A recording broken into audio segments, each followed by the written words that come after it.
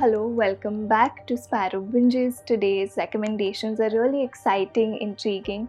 The format itself is so diverse and engaging that it doesn't matter what age you are or how you're feeling. We will be looking at animation in today's episode. Today's selection is for when you want to witness the wonders of animation and give into fantasies.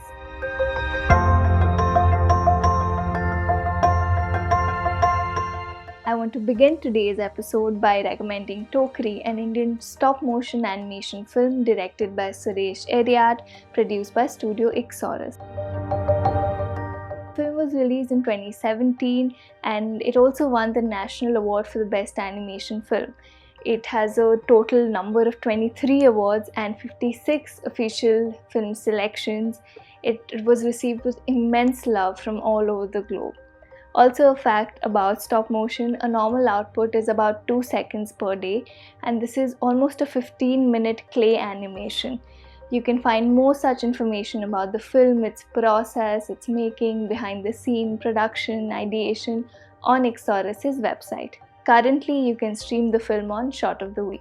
Tokri is a stunning masterpiece telling the tale of a father and daughter, tying them with unsaid words, emotions, and more importantly, highlighting that sometimes actions do speak louder than words. You would be mesmerized by every little movement in the film, and I would do injustice here if I don't mention the fact that from its inception to getting together a team and eventually just time passing by, it took 8 years to make this film, and every second of this short film will evoke a sense of empathy and just push you to observe, imagine. The story is set in Mumbai and centers around the strive of a young daughter trying to mend things with her father.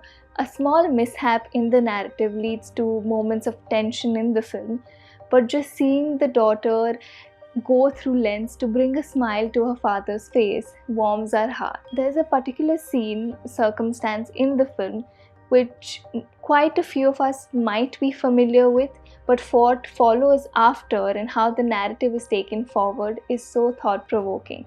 It makes us reflect, meander through our own memories, and there's a sense of regret and guilt which comes to the forefront. The creation of a home, neighborhood, city, soundscape makes us feel so involved in the film and just feel as if we are in that moment. The film talks about family, memories, prized possessions, empathy, and just how love builds every day within small moments. There's so much grandeur in the film, the moments it creates, and the sheer effort to express love. All of it is tied so seamlessly that all the emotions sink in and you feel overwhelmed by the end of it. Tokri is a brilliant piece in visual storytelling. I urge you to watch this film and savor what it does. Up next, we have Over the Moon, an October 2020 release directed by Glenn Keane, produced by Netflix and Pearl Studios. I would also push you to read up on Audrey Wells, why she chose to write this particular screenplay and to whom the film is now dedicated to. You can currently watch the film on Netflix. Over the Moon taps into Chinese folklore, myths, thereby setting ground to talk about oral traditions, festivals, magic, spells, and all that looks and feels surreal. The film begins with giving the audience an introduction into the tale of the moon festivals, the myths around the phases of the moon, and of course the myths surrounding goddess Chang'e, her one true love Hoi, and their separation. We have Feifei voiced by Kathy Ang, Baba voiced by John Cho, and Mama voiced by Ruthie Ann Miles. The first few minutes of the narrative give us a glimpse into how content, happy the family of three are. We also get to see how Feifei's belief in goddess Chang'e is built over the years, and also her notion of everlasting love. We also have Bunji, who is Feifei's pet rabbit. All these moments make us feel empathetic towards Feifei and prepare us for the grief which is to follow after the passing away of Mama. A certain tension and a child's angst is portrayed when Baba tries introducing Mrs. Zhong, voiced by Sandra Oh, to Feifei. She's confused, bewildered, angry as to how love could look and feel different and be replaced for her father. We see how a child is determined to prove her faith in the notion of one true love and restate the same fact to her father. We also have Robert G as Chin, Feifei's stepbrother, Mrs. Zhong's son, who has this fun, energetic persona. He wants to be accepted by Feifei, welcomed into his new family. He literally breaks barriers. The adventure in the film takes us to the mystical land of Lunaria, where we see a myriad of colors, mystical creatures, bike riding chickens, mooncakes, a glowy worm named Gobi, and of course, Jade the rabbit, who plays a monumental role in the panning out of the tale. When Feifei finally sees Chang'e, she's quite confused and a bit taken aback, as she's not what Feifei had imagined her to be.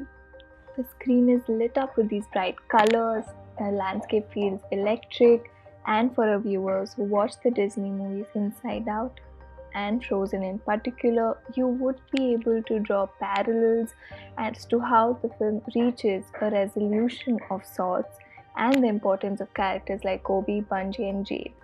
The film taps into the emotions of grief, loss, and how it truly changes a person, but also tries to put forth the fact that a whole lot of love still remains in the presence. The essence of people gone by remains.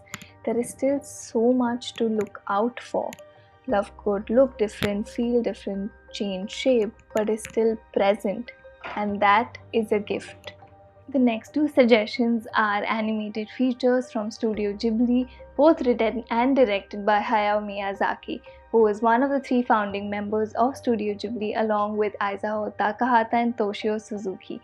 I would also like to point out that the authentic Japanese pronunciation is Studio Ghibli, but given my inaccuracy of Japanese, I would like to turn towards the more anglicized version of the pronunciation, which is Studio Ghibli. For our viewers who have not seen Studio Ghibli's work or Miyazaki's work before, our upcoming suggestions are a perfect start to witness their brilliant storytelling. Diving right into our third suggestion, we have Spirited Away, a 2001 Japanese animated fantasy film written and directed by Hayao Miyazaki, as mentioned earlier.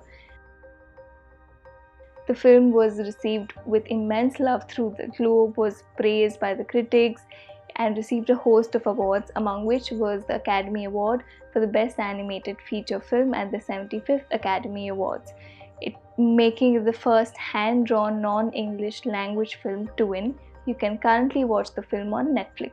The film opens up with Chihiro, voiced by Rumi Hiragi, who is visibly sad and upset about leaving her hometown and shifting to a new place, and her parents are trying to make her feel good about the change and trying to cheer her up. Along the journey and as the family travels, we see the change in landscape and also sense a forthcoming danger in the narrative.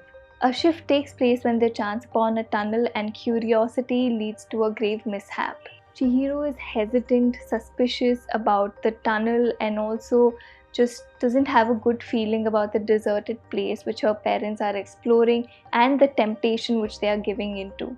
As the night falls, the deserted place transforms into this magical land, and there are mystical creatures, beings which Chihiro has never seen before, and we as the audience are also bewildered and just taking the magic in seeing all of it unfold. Chihiro is overwhelmed, confused, exhausted, lost, and just wants her parents back. And it's here when she first meets Master Haku. Haku is voiced by Miyu Irino. As the film moves along, we see how Chihiro is trying to adapt to the new surroundings, new rules of the new world controlled by the sorceress Yubaba, voiced by Mari Natsuki. It's so surprising to see the changes in Chihiro while she's trying to fit in and explore this magical surreal land while befriending people like Lin and Yamaji. Through all this, she keeps her identity and her name intact, the significance of which would come to light with the building up of the narrative. all along she is motivated and determined to get her parents back, who have now transformed into, I would of course not spell it out for you, but you should see it for the tender moment and beautifully crafted scene as to how she finds them and is able to identify them. There are such pure moments of love, faith, courage, determination, and also scenes which depict the ills of humankind. Haku and Chihiro's relationship is symbolic of kindness and memory in a way. We are reminded of selflessness and pure innocence when we see their scenes together. The animation is surreal, bringing every movement, action, pause to life. Words will not do justice to its value. The end of the film is heartwarming and almost surreal, like waking up from a dream. Please do check out this film. Coming to our last suggestion for today's episode, we have My Neighbor Totoro, Another Wonder from Studio Ghibli, a 1988 Japanese animated fantasy film written and directed by Hayao Miyazaki, as mentioned earlier. You can currently stream it on Netflix. The film is a beautiful tale of 10-year-old Satsuki and her 4-year-old sister Mei, who move into an old house into Japan's countryside with their father. The move is because they want to situate themselves near to their mother, who is recovering from an undisclosed illness at the hospital. It is during this stay that they explore the new surroundings and encounter friendly, magical forest spirits. Mei is voiced by Chika Sakamoto and Satsuki is voiced by Noriko Hidaka. Mei embodies a certain curiosity and innocence of childhood, and Satsuki is always seen guiding her younger sister, helping her out, supporting her. Both of them are navigating their way and coping through their new life in the absence of their mother and just hoping for her speedy recovery. It was so refreshing and heartwarming to see the character of the father, who's such a positive influence.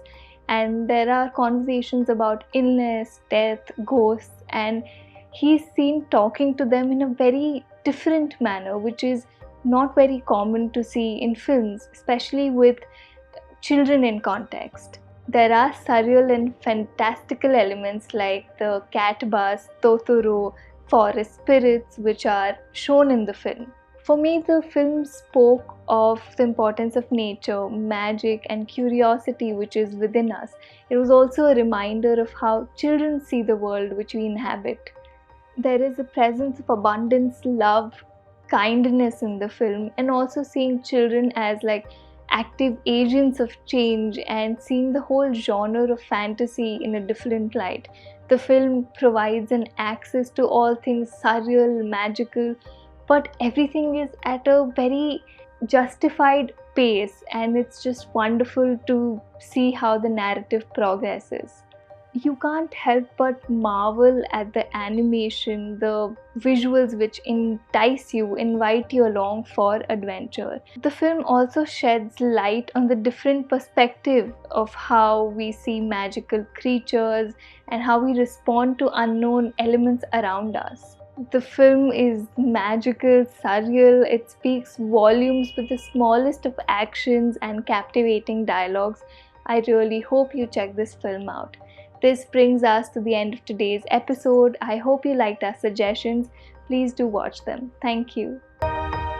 If you liked this video, please do hit the bell icon, subscribe to The Red Sparrow, and never miss out on interesting curations.